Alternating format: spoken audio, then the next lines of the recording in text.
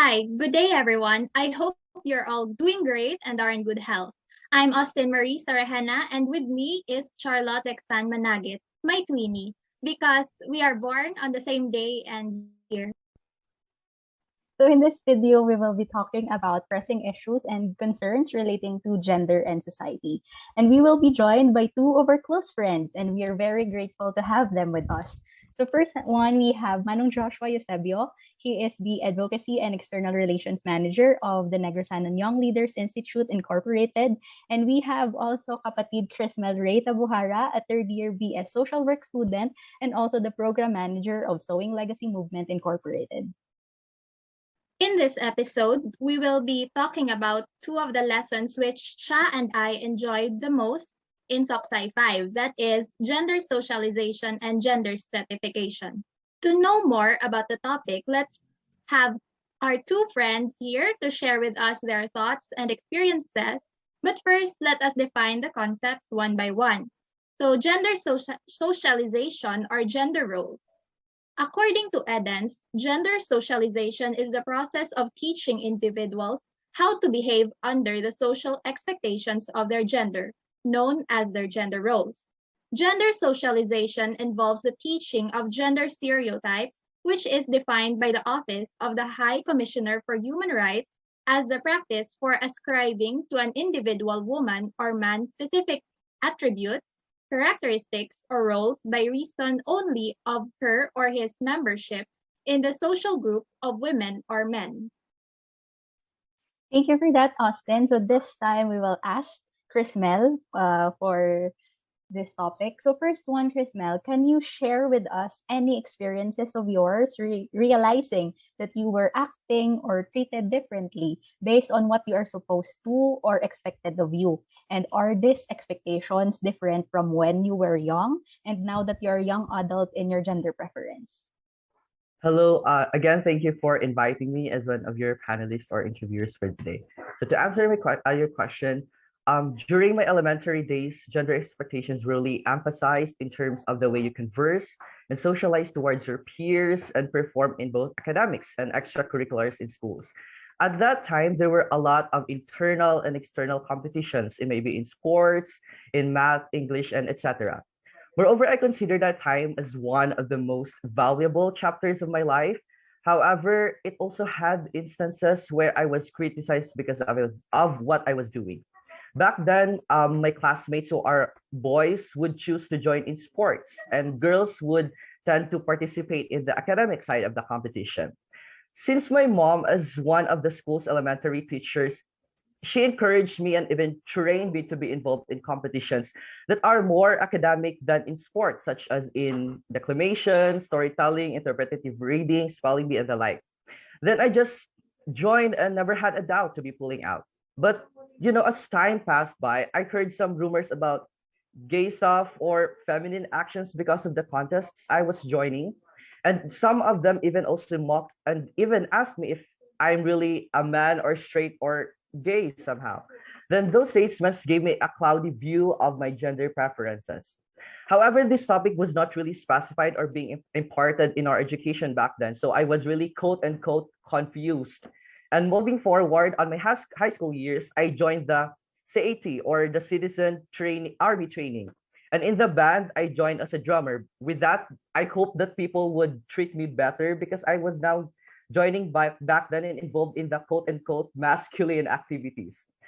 However, presently, I had so much contextualized and widened realizations regarding gender roles, preferences, and identities. I have compared that back then you were just told and even corrected about your preference towards colors, toys, and clothes. But now it's even more complicated. When you are a young adult or older one, the guys are usually expected to be more masculine, have girlfriends, wear cool stuff, and the like. And girls are positioned to be in a more feminine stuff. Last week, in our family reunion, someone asked me if I have already a girlfriend. Then I just paused and changed the topic because I was not that comfortable at that time. Well, if revolutions happened in politics, economy, and education and governance, in gender, it also happened and even clearer now. With those situations happen in my life, guys, it motivated me to become a gender equality advocate. And that's all. Thank you. Yeah, thanks, Chrismel. So follow-up question, just a quick wrap up. So do you think it is necessary to conform with or deviate from the cultural definitions of gender in our society, or is there really a need to have these stated gender roles and expectations in general?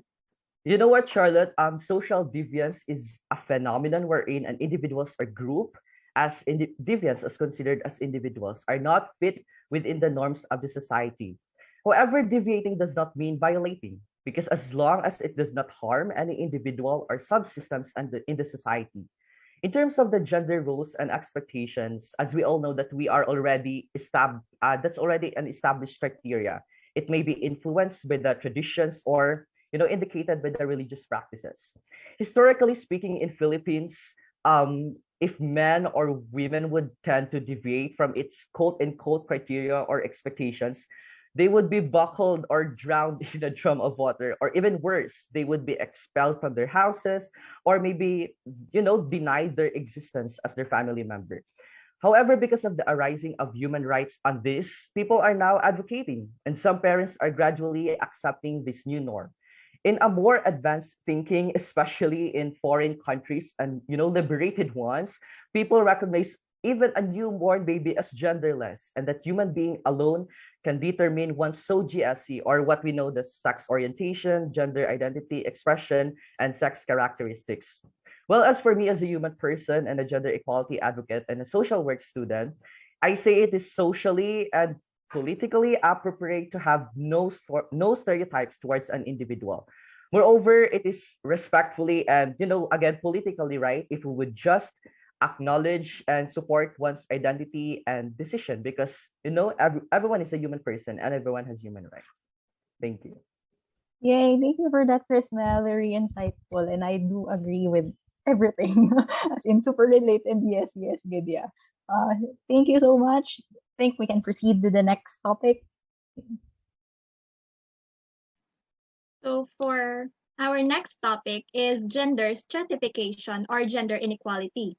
So in this topic, we will take into consideration what gender stratification is. So this is also known as gender inequality. According to the NAJ 2016, it refers to the inequalities between women and men regarding wealth, power, and privilege. This is a social hierarchy where men are of higher social status than women.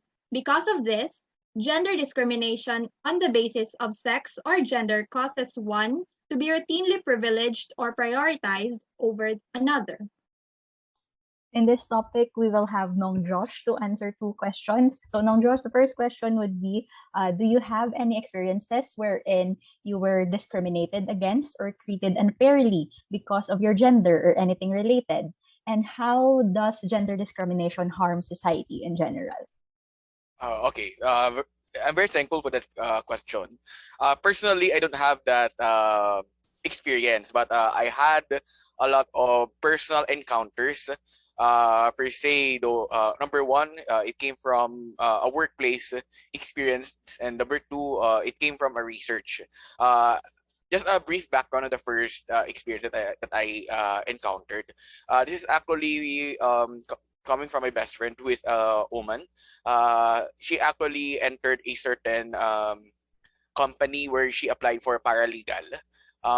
Actually, for paralegal job description, be um, you need to be intact with the laws provided as far as the industry is concerned. With that one, it's more on commerce, more on marketing.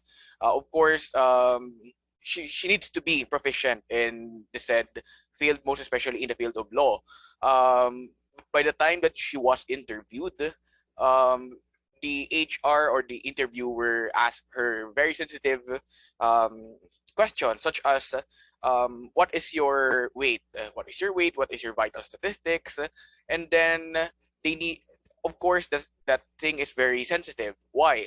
Why the vital statistics why the weight became a standard of employment, not the expertise, not the competencies that the certain person had. Of course, from the very beginning, that kind of question is very discriminatory. It's like you're employing a certain individual, not for the competency, but for good image. But good image that you need to be vitally set or statistically correct, or you need to be sexy.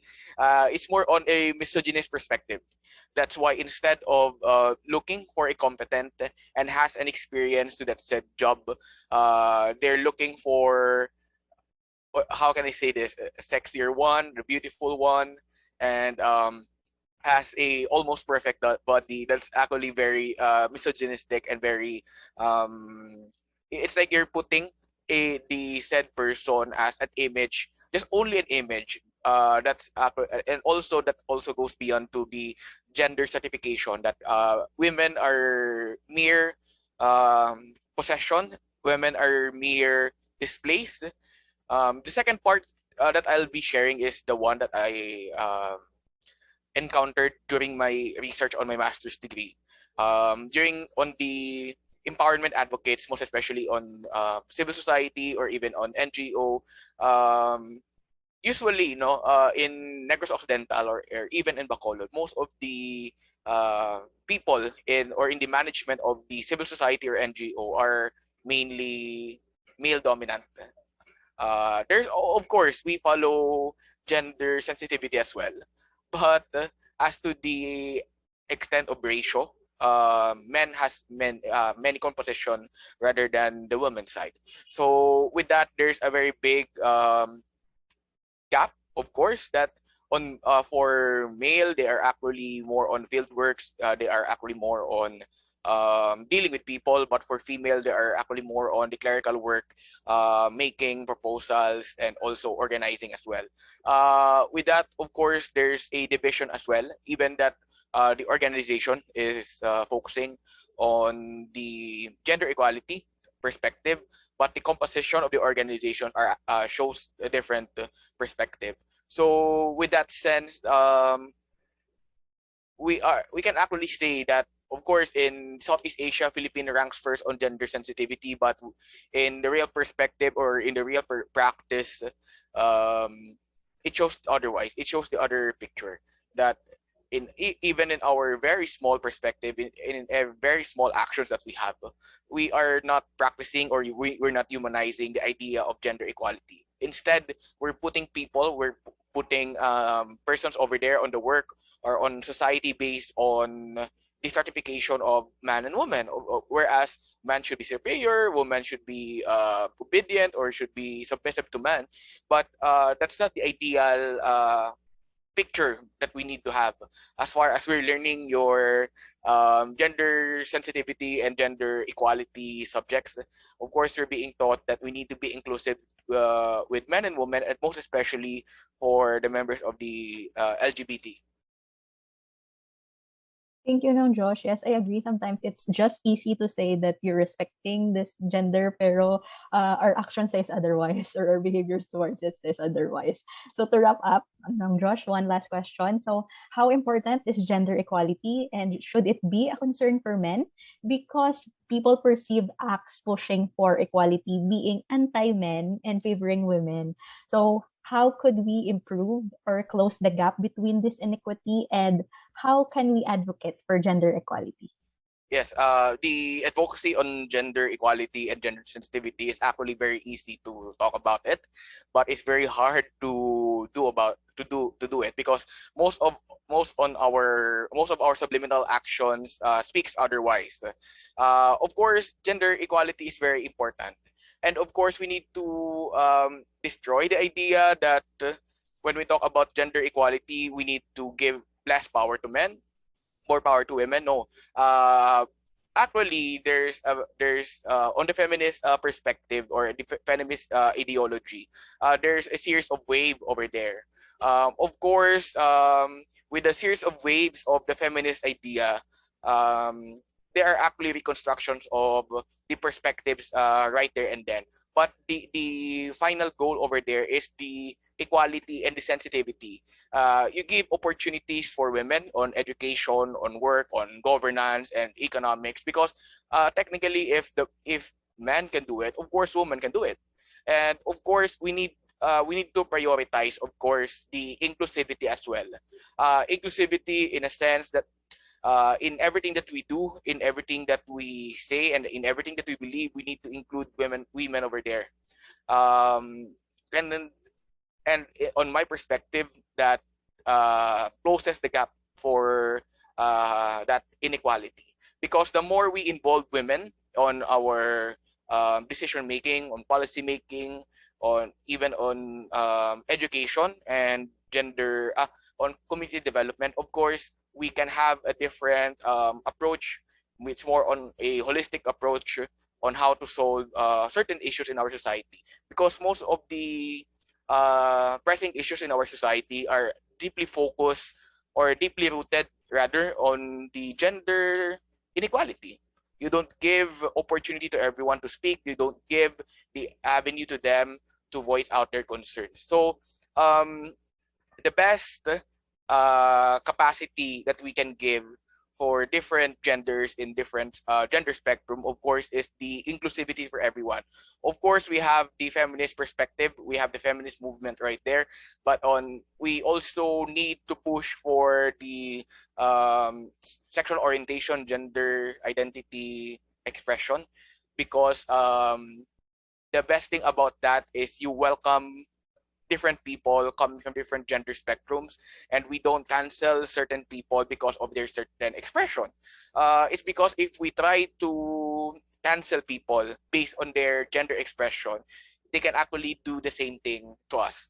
Of course, we don't want the cancel culture movement to move forward. Of course, we need to understand that we need to have inclusive society for everyone, so that we can have harmonious and also inclusive and progressive society that we envision from the very beginning.